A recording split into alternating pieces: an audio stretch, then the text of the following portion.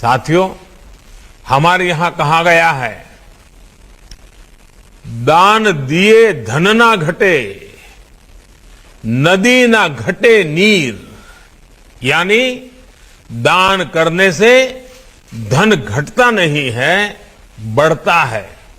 इसलिए जितनी सेवा करेंगे, दान करेंगे, उतनी ही संपत्ति बढ़ेगी। यानी एक तरह से हम जो दान देते हैं, सेवा करते हैं, वो हमारी ही प्रगति को व्यापक बनाती है। मुझे विश्वास है, आज हरियाणा के झज्जर में विश्राम सदन का निर्माण एक विश्वास सदन के रूप में भी उभर रहा है। ये विश्राम सदन विश्वास सदन का भी काम करता है। देश के अन्य लोगों को भी ऐसे ही और भी विश्राम सदन बनाने की प्रेरणा देगा। केंद्र सरकार अपनी तरफ से भी प्रयास कर रही है कि देश में जितने भी एम्स हो, जितने नए एम्स बन रहे हो, वहां पर नाइट शेल्टर्स जरूर बने।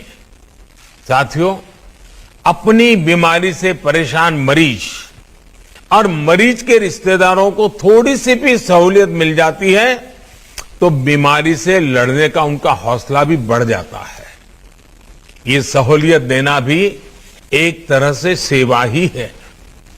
जब मरीज को आयुष्मान भारत योजना के तहत मुफ्त में इलाज मिलता है तो वो उसकी सेवा होती है। ये सेवा भाव ही है जिसकी वजह से हमारी सरकार ने कैंसर की लगभग 400 दवाओं की कीमतों को कम करने के लिए कदम उठाए। ये सेवा भाव ही है जिसकी वजह से गरीबों को जन औषधि केंद्रों से बहुत सस्ती, बहुत मामूली कीमत में दवाएं दी जा रही है।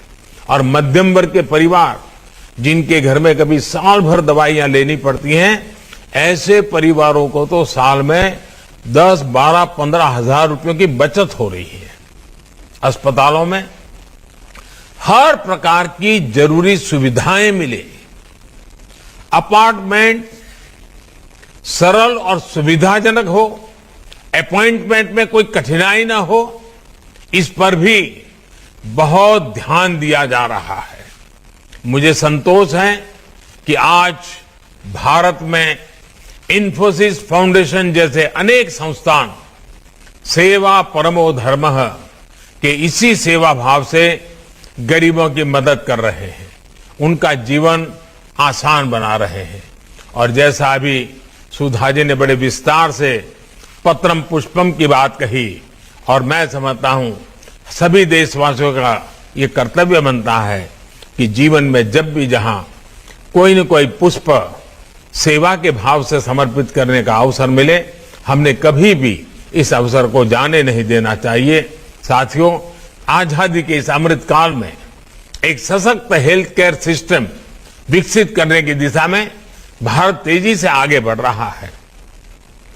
गांव गांव तक फैले हेल्थ एंड वेलनेस सेंटर, ई संजीवनी द्वारा टेलीमेडिसिन की सुविधा, हेल्थ सेक्टर में ह्यूमन रिसोर्स डेवलपमेंट, नए मेडिकल संस्थानों का निर्माण, देश के कोने कोने में इससे जुड़ा काम चल रहा है।